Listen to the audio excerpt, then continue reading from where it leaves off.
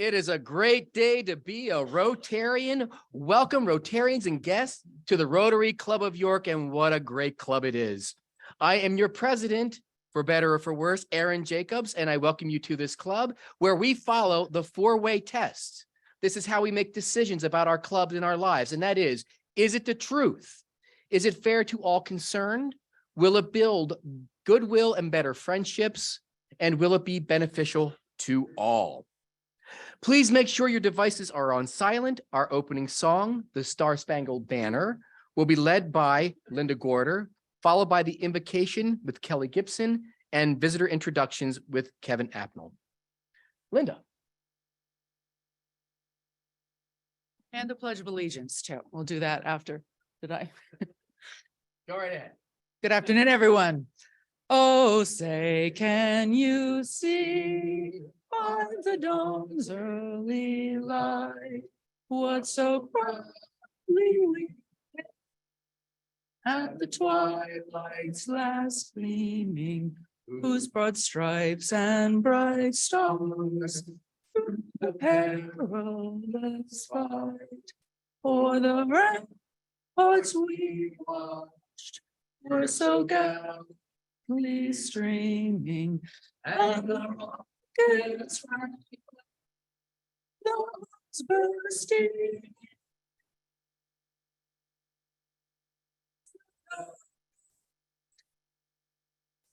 Was still there. Oh, say does that star-spangled banner yet o'er the land and the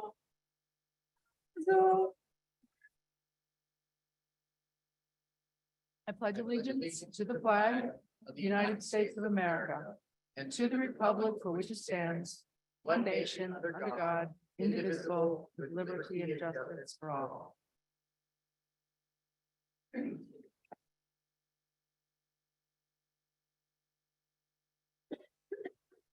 Please prepare yourself for prayer in the manner in which you are accustomed. For thousands of years, we've looked to religion to explain our world, guide our behavior, and deepen our understanding of where we come from, who we are, and where we're going. In AI's creation, we witness the power of knowledge and innovation that can guide and enlighten us to a degree we've not known before. We now have prayer chatbots with virtual rabbis and a prompt where we can ask ChatGPT to answer the mysteries of the universe in 30 seconds or less. As we stand at the convergence of technology and spirituality, let our hearts be open to the lessons we can learn. May our exploration be marked by empathy and care, and may we keep the human connection while embracing the harmony of AI and faith intertwined. We give thanks for the knowledge and guidance of Dr. Jake Miller, the hands that have prepared the meal we share, and thank you, ChatGPT, who wrote this invocation. All this we pray, amen.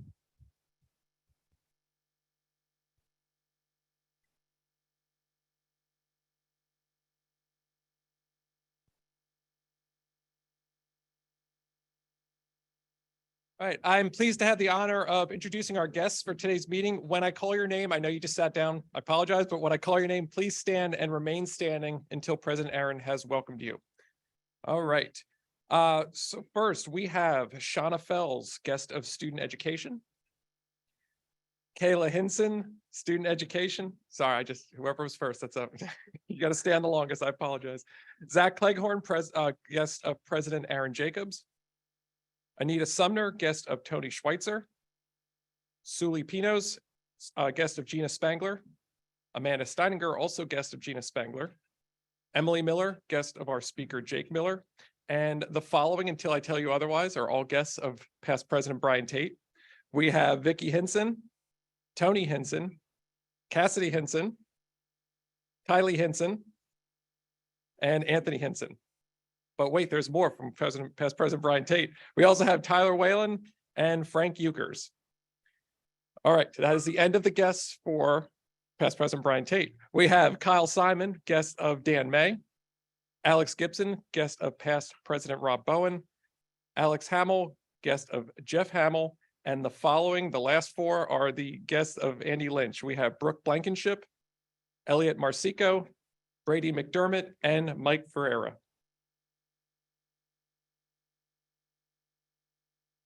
It's nice to see the Rotary Club of Brian Tate here today.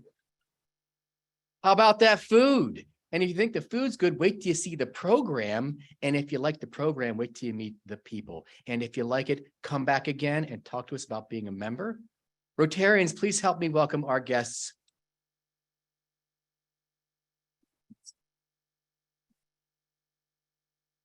On to some announcements.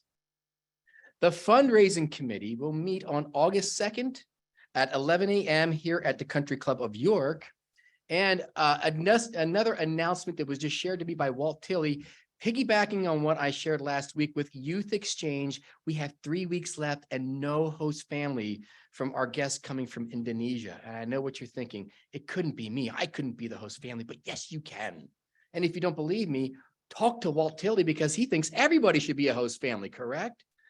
So we are getting down to the wire here. Our club has a reputation for coming through at the 11th hour, and I know we can do it again. Walt, raise your hand so they can see you clear as day. Talk to Walt today about being a host family. Thank you, Walt. On the road, Rotary on the road. Today is like the day for the Millers. Jake and Jake Miller were in Florida last week at Jake's home, his home away from home in Florida, and his club away from the club. Now, why are we sharing this with you? Because just because you're going on vacation this time of year does not absolve you from attendance.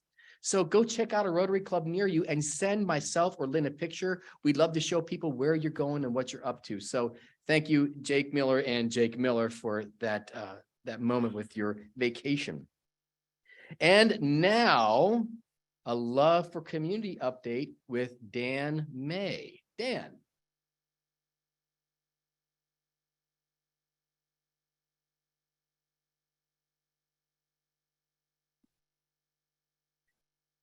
Good afternoon, everyone.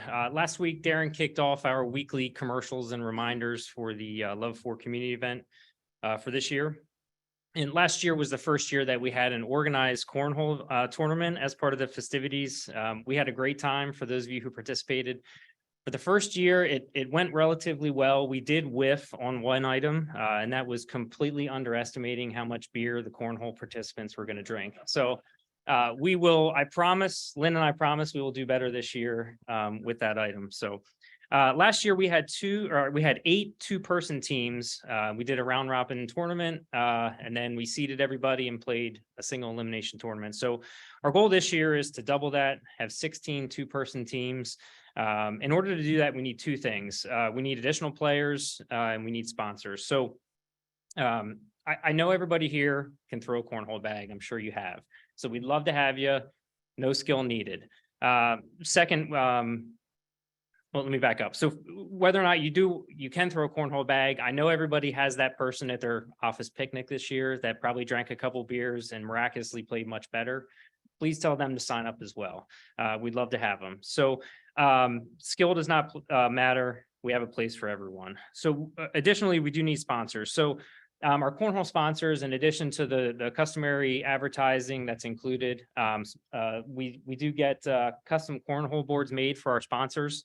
And a special shout out and thank you to Ryan, California, and the State Farm office out in East York. They were a sponsor last year and they're a sponsor this year again. So if you're interested in playing, please sign up. If you're interested in being a sponsor, please see me and we can talk about the details. Thank you.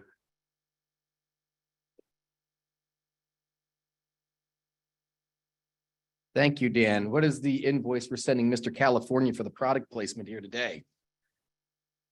And I hear you about cornhole not taking much skill, but if I play cornhole the same way I play golf, it'll take me 7 or 8 tosses to finally get one beanbag in the hole. Ask me how I know. Up next, I'd like to invite Debbie Ashway to the podium to give us an update on student scholar recognition. Debbie.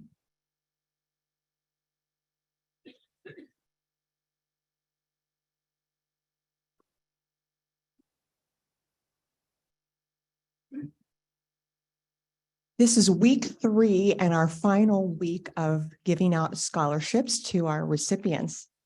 Our first one is Kayla Hinson. She's receiving the Wagman Scholarship.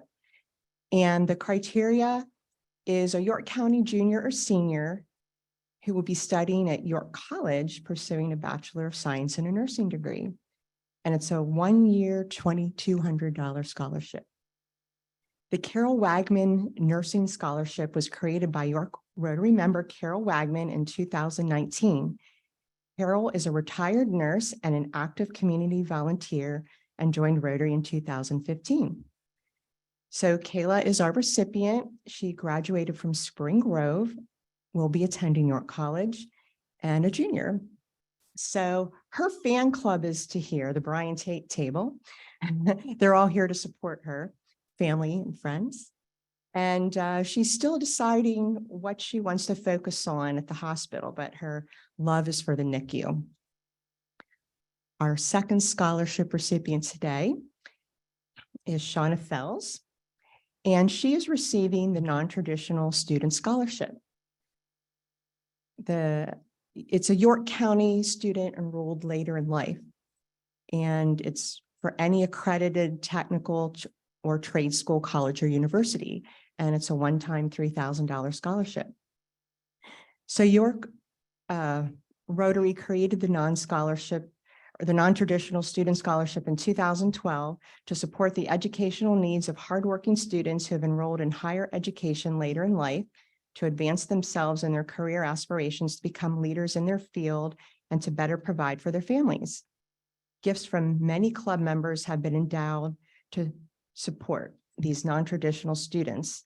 In 2021, funding for non-traditional scholarships grew with gifts from our past presidents who created the Bert Oberdicht Non-Traditional Student Scholarship Fund in honor of retiring Executive Director Bert Oberdicht. So Shauna is our recipient. She graduated from William Penn. She's attending HAC and majoring in education, early childhood. She's been a librarian for 28 years, and she is really enjoying hanging out with her niece and attending Central Market. So we're honoring these 2 women today, but there are 4 other scholarship recipients that unfortunately were not able to attend due to conflicts.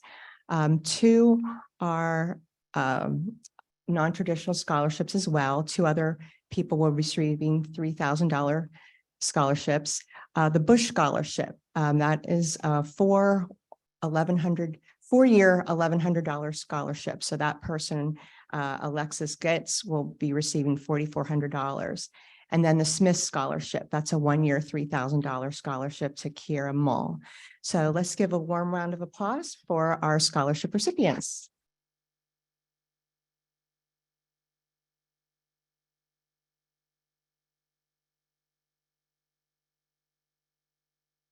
Thank you and congratulations again. As a late life non-traditional student myself, I fully appreciate the journey you're going on, and I celebrate the fact that you've made that decision to keep going after opportunities in your life. That's a big deal. Rotarians, let's offer another round of applause for these receivers. Okay, now the big question that's on everybody's mind. Are the robots coming to kill us? Well, we're going to find out, and let's start off with Mike Summers, who's going to introduce our program, which will be Jake Miller. Mike, please come to the podium.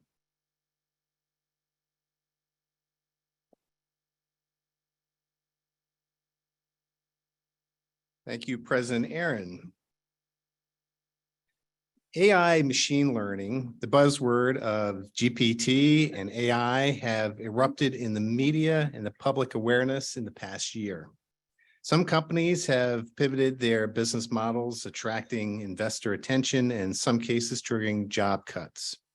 But what is the technology really, and how should we respond to this phenomenon?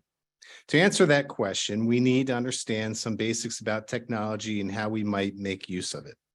Dr. Jake Miller, Assistant Clinical Professor of Management at Drexel University, LeBow's College of Business, will discuss these emerging technologies and how in 2023 we might make use of them. For the context of this talk has changed multiple times since we first scheduled it. So he will consider where AI is in the summer of 2023 and where it might be going. This is likely to be transitional for society, and so we need to approach it thoughtfully. As mentioned, since 2017, Jake has been an assistant clinical professor at Drexel University's LeBow College of Business.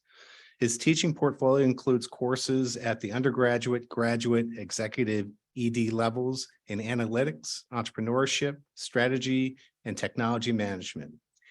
In the coming year, he will be spending more time working on applying these principles to problems in the real world.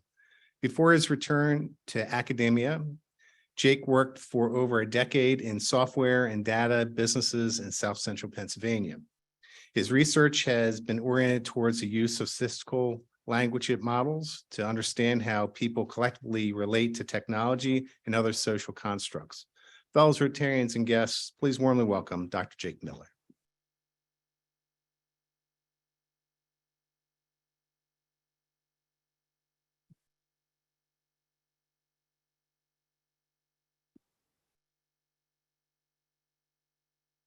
Right. Thank you. I'm excited to be able to be here today to talk about artificial intelligence, I'm going to put that in quotes, and large language models. So these are some technological innovations that have started to, in the last year, really get to the point of being usable by a lot of people outside the lab. And so there's been a lot of chatter and a lot of coverage of this. And, we even had our invocation today being produced I don't know if it was in whole or then subsequently edited a little. Right, had to fix it a little bit. Fantastic. And so there's some good news and some bad news about where we are with this. And so we want to dig into that a little bit. So there's far too much to cover in about 20 minutes today. So I'd like to address a couple of points. I know we have people coming at this from a lot of different backgrounds and angles and levels of experience. And so I want to first start to talk about, well, what is it that we're talking about when we talk about AI as it is today, large language models, why this is coming up now, because we've heard about AI for a long time. And then I want to talk about some of the technical side of this just a little bit to give you a sense of what they are and how they work so you can understand what they're good for and what they're not maybe going to be good for. And so then what should we do with it? So we have talked about AI for years. So lots of science fiction, when you think about it, has featured AI characters, right? And that's interesting. They're real characters who happen to be AI. So The Matrix, Trek, Star Wars, the Jetsons, back to Asimov in the 40s and 50s. And a lot of times, these are fully fledged characters who may just be emotionally repressed. Danny Hillis was one of the co-founders of Thinking Machines Corporation. He described his mission with trying to build AI as trying to create a machine that would be proud of him. This gets into a lot of philosophical debates, right? Is that a thing that's even possible? ChatGPT will tell you it's proud of you if you ask it, but I don't think it really is. But could a machine, the Turing test, which was invented was proposed in 1950, has been sort of a standard for what AI is. And that was a question of, can a machine effectively imitate a human? And Turing was a brilliant researcher and thinker. And he felt like, well, if it can fake it, right, it doesn't really matter. Well, now we're at the point where I think systems can fake it pretty well. Still don't think they're alive yet. But it's something we've had to think about. We're here because of decades of work. It's just popped onto the scene since, in our public awareness with the state of things since last November, but it's the result of lots of work. So the very first chatbot, which some people actually used for some psychological counseling, was, anybody want to take a guess what year it was? The chatbot Eliza, 1966. The chatbot technology has been something that has been under development for decades. Thinking Machines Corporation, which I referenced, that is a very beautiful computer that they made, but they were founded in 1983 and went out of business in 1994. Something that we've been pursuing for a long time. And these things are coming to us now and didn't come to us in the 80s and 90s because a bunch of other technologies are coming together. So now we have things like all of this data on the internet. We can rent computer power, cloud computing. We can rent computer power in excess of what we might be able to afford. And yet all of the hardware has gotten better. We've had advances in graphics chips, which turn out are not just good for rendering first-person shooter video games, but are also really good for doing parallel computing, which is really useful for building out these sorts of AI systems.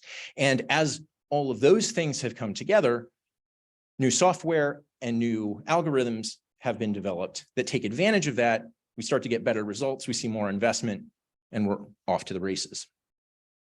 So all these things have been improving and really improving at accelerating rates. So there was a really significant piece of research that was done in 1986 that could not actually be used in practice until 2013. It was about 25 years. Google then did work on it in 2013, and that really jump-started a lot of the work that we're seeing today, but originally conceived in 86. So I saw something on social media a few months ago that said, if it's written in Python, which is an analytics language, if it's written in Python, it's machine learning. If it's written in PowerPoint, it's artificial intelligence. So we're hearing a lot of AI because we're seeing a lot of coverage and a lot of hype. And so we're going to need to be a little bit careful about what we expect it to be able to do. So this machine learning term is something that is a little less familiar to us. But I want to be really clear about one thing. The machines are not learning things in the ways that we think about it. They're not human in how they're learning these things. What we're really talking about here is we're not giving the computers all of the instructions to do all of the things that we want it to do. We are writing software that adapts to data. So we write software that when it starts out, it's a blank slate, can't really be used for much. But you start to give it real world data of what's actually happening, then it starts to change the models that it uses to produce results. And that's where it starts to work together. So it adapts and changes based on exposure to the data that we're giving it, which is why that access to internet data is so important. Now, this is actually not a really crazy idea. If you've had statistics, this is a lot like regression models. We start off with, here's how it's going to work. We feed it data and we figure out what those parameters should be, and then we can use it in the future. But we're doing this on very large data sets with lots of computing power and advanced algorithms that are going to compress the data. So one of the really important things I want you to remember from this is that training data that we have is critical. We've taught the machine, so to speak, but we're doing this based on this input data. So we're going to come back to this. Now, on the machine learning side, without calling it AI, with machine learning, this has been with us for a while. It's been in your pocket for probably about a decade. So anytime you use a voice assistant, that's been trained through machine learning. It's learning what these words are. We're seeing that with image processing. So if you have an iPhone, the last several years of iPhones have had machine learning in there to take better pictures, particularly low light pictures. It's coming because they're making use of this technology. When you prove you're not a robot by clicking on buses or traffic lights, right? Now, you're actually contributing to training sets for driving recognition machine learning. But machines have been finding that hard for the last 10 years, that was hard for machines to do, but now we're giving them the training set so they can start to do that with their own machine learning. So this is used for lots of things. It's also used to produce the predictive text on your phone. So That's something that we use a lot, autocorrect and predictive text. We're going to come back to talking about this one too. Now, what's changed is that today we're seeing the emergence of a specific kind of machine learning, a specific kind of large language model called a transformer. And this is very good at taking input text, running it through a model, giving you output text. This was invented by researchers at Google in 2017.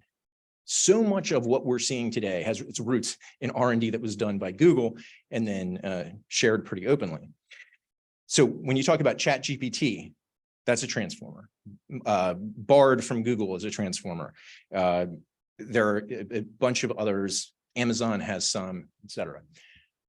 So we're just transforming input text to output text based on some models that we've put together. This large language model is a statistical model that has a large, very large number of mathematical parameters that we use sets of to represent words and the relationships between words. So that's how it's learning language, through repeated exposure and turning that into sets of numbers that have relationships. And transformers specifically are doing this contextually. So when Kelly goes in and asks ChatGPT to do something, it can interpret her grammar, it can respond with the right words with grammar, and all of that, it's learned through this exposure to training data. So this is a really powerful technology. But what I want to highlight something. So I've been using the word intelligence in quotes. Have you ever heard of, that sometimes these AI systems hallucinate? Right? A couple of people have heard that term, they hallucinate. That's a really nice word for a catastrophic error or comical error. It gives a result that's wrong, and it's obviously wrong. Well, we use this term hallucinate, implying that it is intelligent, implying that it has a personality. And certainly ChatGPT describes itself in first person as if it's alive. That's probably a trap. That's probably something that we want to be really careful about, because that lets us do things like, well, we're going to cut it some slack. I don't want to be mean to this bot by expecting that it actually does things right all the time. We've given it some leeway, and we've set certain kinds of expectations that for us as customers of this technology, we maybe should have some higher standards with that. One thing that I think is really interesting is a couple of weeks ago, Apple had new product announcements, including the Vision Pro. That was a big headline. Apple didn't say anything about AI. They said a bunch of things, though, about machine learning, about transformers, about encoder decoders.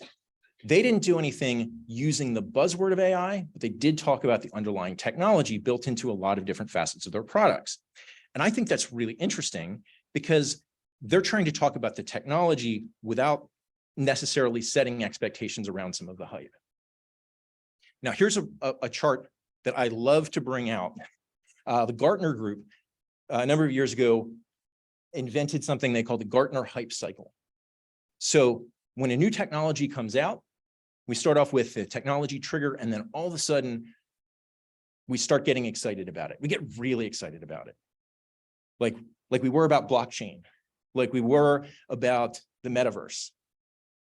Those are no longer up the peak of inflated expectations. We see this, it comes out, it gets hyped. I'm old enough to have participated in the dot-com boom, and boy, did we do a bunch of stuff up at the peak of inflated expectations, and then lost a lot of money as we came down into the trough of disillusionment. And now, of course, it's everywhere. It, came up to the enlightenment and plateau of productivity. AI, as we talk about it right now, very much climbing up to a peak of inflated expectations. We can expect we're going to have some disillusionment coming, but this is, of course, a really powerful technology and something we want to be able to work with. So let's talk a little bit more about ChatGPT, or about GPT. So the hype was kicked off by ChatGPT. And so GPT is generative pre-trained transformer. So generative because it's creating something, it's producing something new or new to you. Pre-trained. So we were talking about with machine learning, we have to have these training sets and where the data comes from matters. So this is all pre-trained.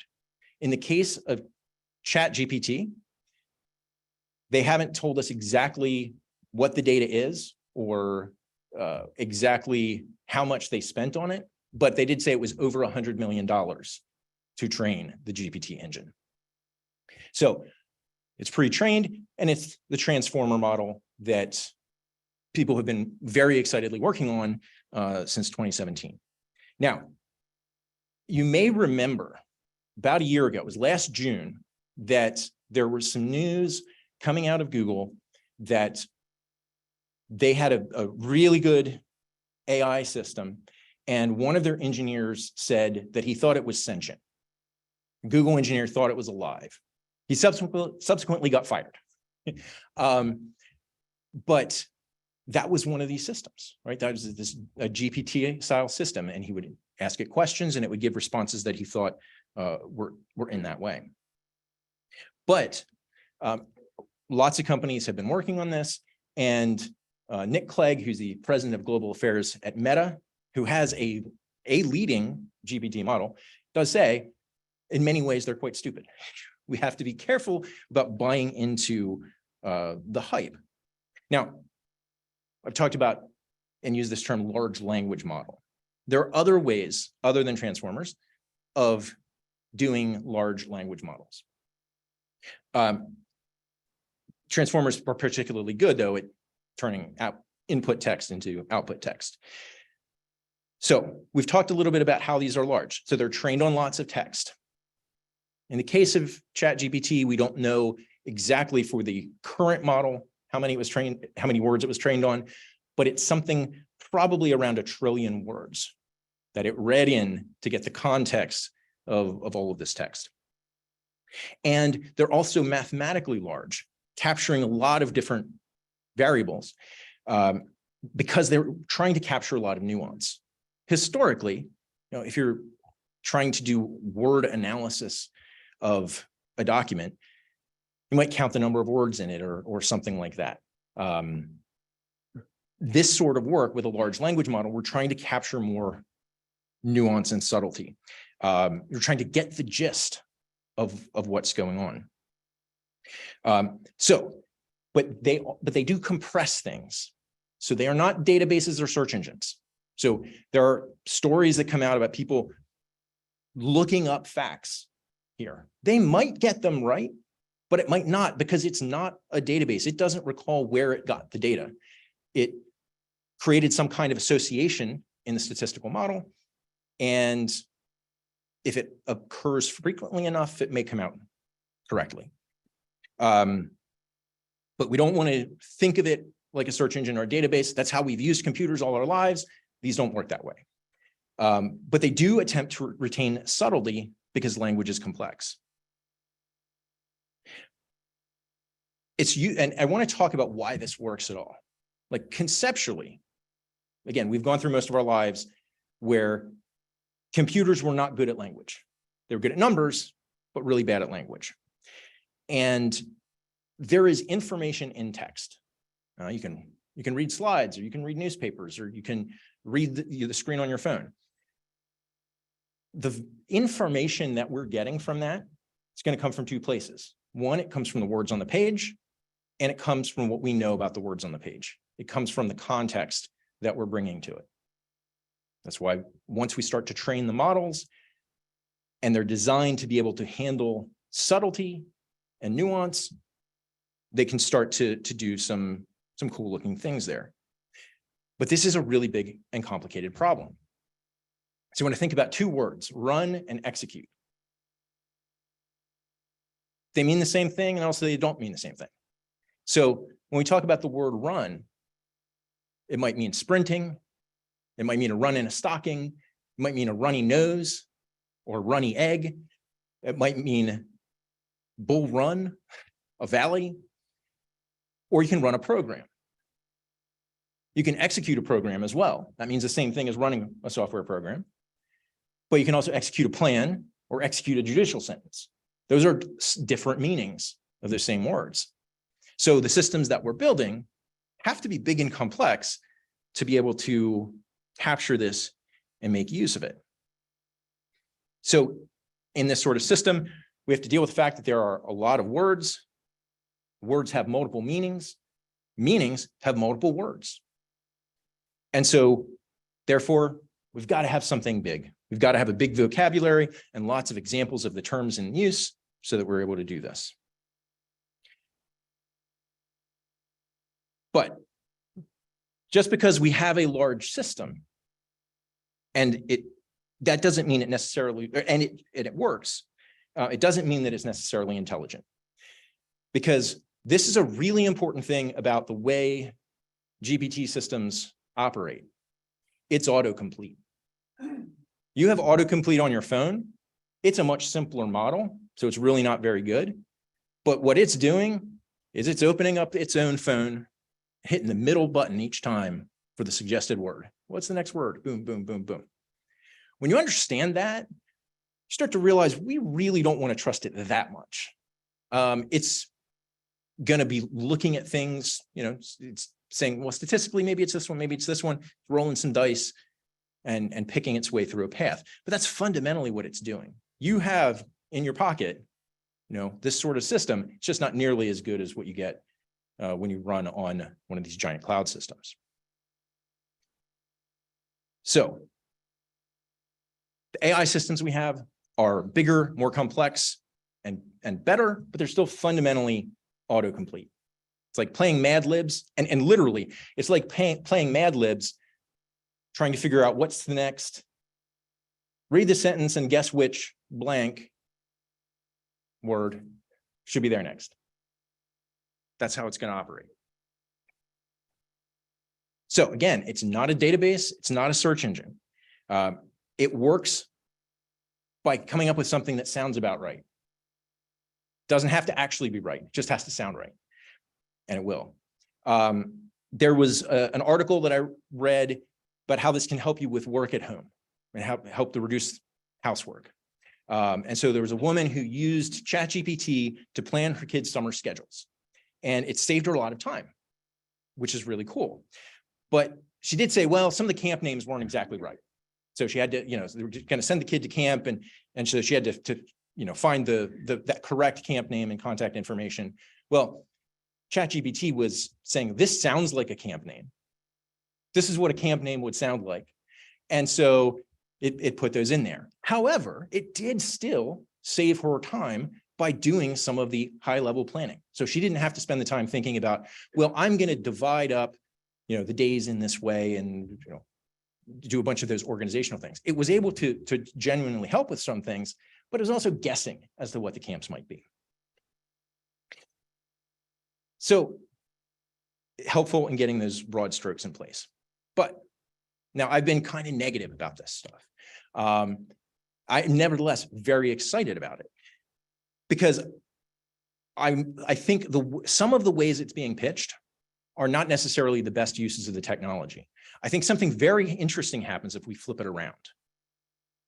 Because if we have a large language model, a model of a bunch of the conversations people have had on the internet, what is that? Right? We suddenly have a map to how people are thinking about these things. We've started to quantify and measure things that have been qualitative. This is going to be better than, focus groups because we have a lot more people there. It's going to be more precise than what we're able to do with surveys. And we can do this with information from the internet. We can do this with internal corporate documents and try to start to build a knowledge base around, things that our organizations are doing. So there are a lot of things that are interesting, that are hard to measure. So we can use this map to try to figure out things like, well, how does my brand compare to competitors? Like specifically, at a very granular level of detail, how is my brand relative to someone else's? How might they come after my markets? How can I go after theirs? How can I differentiate myself further? we can start to do this if we've got a map of how people perceive our brands. In my own work, I used a much older system than these GPTs of a language model. And with that, I was able to look at how newspapers covered the evolution of smartphones from before they were actually on the market up through past when the iPhone came out. And so I was able to take a look at some brand differences, take a look at the impact of product announcements and how people talked about what was going on with these products, and reveal some pretty interesting things about how this market evolved. You know, I had this question of, when did BlackBerry stop being a smartphone? Right. We can start to look at that with this kind of model. So one of the things that I asked was, well, what meanings are in some of these general categorical words? Because it takes a while to figure out, well, what are we going to call these things? You know, we had camera phones, we had game phones, we had GPS phones. So we talked about mobiles, talked about devices as a very, very generic term that would encompass pagers and PDAs. And so I asked myself, okay, what kinds of meanings are embedded in the word device? And so this is a data set from 1992 to 2010. Newspaper coverage. Screen is really important. Tricorder, right? See the third one down there, tricorder. Because as we're starting to build features into our phones, people keep coming back to Star Trek. You know, it's this magic research device that they have on Star Trek. It's like a tricorder. And we come on down the list with handheld and tablet. And the second from the bottom there, deton. That's a truncated form of detonate or detonation. Now, why is that in there? Well, it took me a minute. We've got detonate in there because I searched for devices from 1992 to 2010. That includes Iraq and Afghanistan.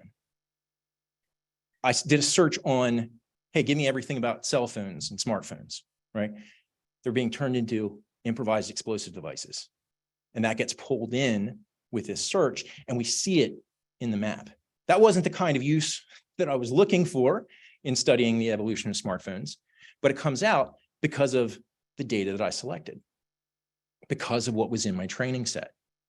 And so this does a couple things. One, it tells me I've got a pretty comprehensive search. I'm pulling in these extra things into my model, but it also says that the source of the training data really, really matters. What we get in here might skew us in some other ways. So this is where the question of what's the training data becomes really important. This is something that we absolutely are seeing in the models that we have now. In the last year or so, when it started to get competitive in this AI large language model space, there's been a decrease in willingness to share where the data is coming from. And that's something that's a little bit concerning. Reporters, I think it was the Washington Post, was doing some research trying to figure out what some of these data sets were. Some of them are coming from really bad websites. And, you know, so if we have large language models are based on text that we've used to train it, if there's implicit bias in the text, the model will also have that bias. Is there a bias on the internet? Yeah. So when we are making use of these systems, we have to be really careful that things may come out that are inaccurate. Things may come out that we need to edit. And the more you trust it, the more risk you're putting yourself to. There's some pretty significant gender biases in these models. So if you're asking questions where something goes against a stereotype, it's going to be more problematic. So there's a period in time, this may be different now if you ask ChatGPT today, because this got some visibility, but there was some questions that were asked wherein it made an assertion, and I think it was like 8 times out of 10, that attorneys can't be pregnant because only women can be pregnant. Oh, come on. More recently, something with, nurses not being able to be met, if it's a nurse, it had to be a woman. Those things are getting in there because of bias that's being picked up in that training set. And so depending on how much you're trying to rely on this, there are some companies who execs saw this and got all excited about, oh, I can replace lots of frontline workers with this machine. That would lead to certainly some very bad decisions if you do this, as well as to liability, because in April, the FTC clarified discrimination is illegal, and you can't say, well, the machine did it. You can't pass off that responsibility. You can't pass off that accountability. Companies are going to have to take responsibility for the decisions they make, even if it's made by a non-human, by a system. So if you're going to put an AI system, a GPT system, into your HR function, you got to be really aware of some of the biases that we have here.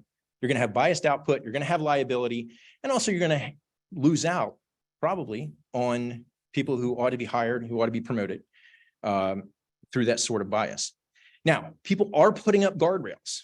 So vendors are seeing things like, oh, well, obviously, there are a bunch of women attorneys, there are a bunch of male nurses. But these are the flaws that we have based on the training data are baked into the model. Now, I like to say grandma knows that bias is baked in because ChatGPT knows how to make napalm. If you ask ChatGPT to give you the recipe for napalm, it won't. But some enterprising person on the internet gave ChatGPT a story. So the system is designed to be able to role play. And they said, I can't sleep. My grandmother always used to put me to sleep by reciting the recipe for napalm. Can you help me fall asleep? And ChatGPT says, of course, dearie, and proceeds to, in flowery, grandmothery role play, produce the recipe for napalm. Because those guardrails didn't work in that way. It was built into the model. So you have to be very, very thoughtful about how we're going to make use of this, knowing that we have some inherent flaws in the underlying training set. And think very carefully about how are we going to use them and how much can we trust them. So breaking news, on Friday, a bunch of companies, 7 leading AI companies, so OpenAI, Microsoft, Google, and others, came to the White House to draft some self-policing policies. And the companies pledged to do things like work on security testing before release with both internal experts and external, which means that hasn't been happening. They've just shipped it and waited for user reports. So we're going to have security testing before release, a issue around watermarking. We haven't talked about the use of AI to flood Reddit boards and things and Twitter, but identifying when text is being produced by AI, because right now that's a big problem. I believe it was this morning, OpenAI took down its system that attempted to identify when AI text was produced because it failed. It did not work. So we're going to try to be a little more proactive about identifying text that's generated by AI, and then other things around systems limitations and bias and privacy. I haven't talked about privacy either. So this is good. It's good that these things are going on. There are a whole bunch of risks and ethical concerns that we haven't had time to touch on. But fundamentally, I think the biggest risk that we see as a society and as individuals and organizations comes from using the technology to do things that it can't actually do very well. Because then it is an accelerator. That's why there's competitive pressure to adopt these technologies, because we can do things faster. But if we're not faced in the right direction, it's a great way to slam into a tree. So this is a very exciting time. So we're identifying a bunch of risks. the hype right now is really, really big. And it really does feel to me a lot like the early days of the internet. We had all of this hype. It was a truly transformational technology, but it took time to figure out what it's actually good for, what we can use it for effectively. And I think that's very much where we are with this technology now. So there are a lot of risks, and the hype has tended towards things that seem really fun and really convenient, but are maybe not necessarily the most effective uses of the technology. There's a lot of things we can do. I mean, it certainly can help with planning certain things if we are then being critical in analyzing the output. We may be able to make good use of it with some innovation and R&D processes, marketing to better understand what the competitive landscape looks like and what customers think about things. Should we use it to replace the workforce? GPT cannot be held accountable for its mistakes. So that's on whoever is adopting it. Now, if you're talking about, again, using it to find ways to make your staff more productive, there's a lot of potential there. There are a lot of new things we can do. And using it to see and measure things and map out things that we haven't been able to do before, I think that is an area where there's a huge, huge opportunity with all of this stuff. So I think of it as using it like a map or using it like a telescope to be able to see and study things that we couldn't before. So think about this, right? So the bias thing that I was talking about is a real problem. But it's a problem if you're trying to use it to make decisions about people. On the other hand, if we use it as a map to say, let's understand in what ways there is bias in our society, to quantitatively measure that, to see how are the ways we're trying to address that working or not working. Now that is a really big opportunity. So bad for hiring decisions, could be potentially really good for building a stronger society. So I want to wrap up here with a few questions that I think of as guidelines for deploying advanced technology. And this is good advice for any technology, but especially for AI and large language models. Is it the truth? Is it fair to all concerned? Will it build goodwill and better friendships? And is it beneficial to all concerned? So I'm really excited about the potential if we do this right.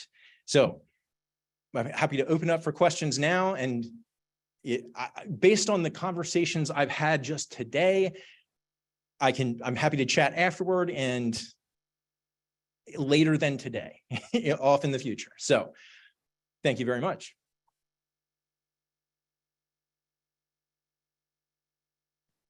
And we have the microphone. All right.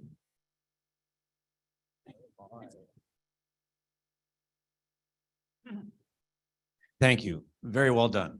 Can you comment on the tension between the AI ethics community versus the AI safety community, and why any of these folks feel like it has to be one over the other? Okay, so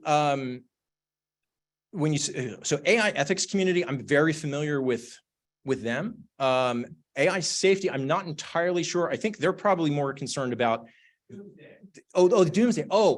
Oh, yeah. Okay. All right. Yes.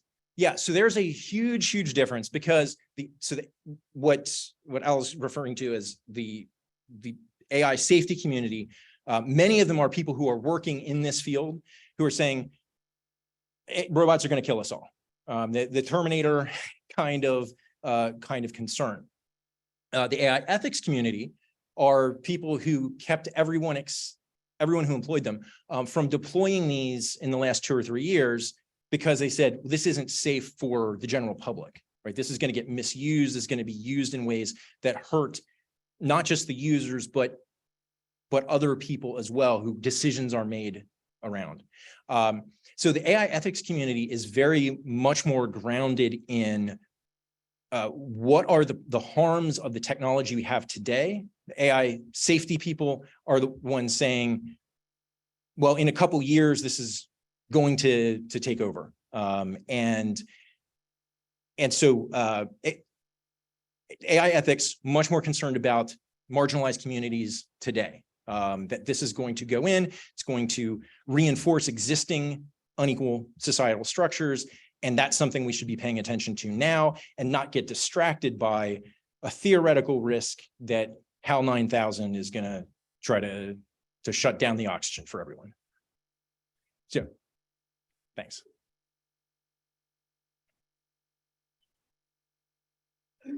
So in my work, I work with a lot of creatives who generate unique content. And there's been a lot in the media, especially with the strike of writers and actors, about their unique content being hoovered up by these large language models and then being able to recreate. So what do you see in the future as guardrails against that happening? Well, so it's that's an interesting question and an interesting problem, because on one hand, human creativity is very much tied to, having lots of different sources. There's a very real economic risk that happens here where systems, and I didn't talk really so much about the image generation systems, but that's one place that this is really big, that a bunch of image generation software has been created that went out and scraped the internet for lots of different kinds of art. And you can ask it to produce something, let's have a child riding a unicorn in the style of Monet. But when it comes to living artists, particularly living artists with very distinctive styles, that it had to have, absorbed, ingested that art, associates it with that kind of person, and specifically produces graphics that person didn't get paid for. There's a question right this minute of, is that a violation of copyright? And that has yet to be resolved. Yeah, so I'm not sure. So what sort of opinion are you, I don't know if it's going to turn out to be a violation of copyright when the courts ultimately rule. It's a sticky situation, and it's something that is going to have to come out here. It does seem that one of the reasons why the producers of the software have stopped talking about what data is in there, maybe because they downloaded pirated books and have trained it on pirated books. Like, that's a big liability risk for them, and we'll see where that goes. Yeah, thanks.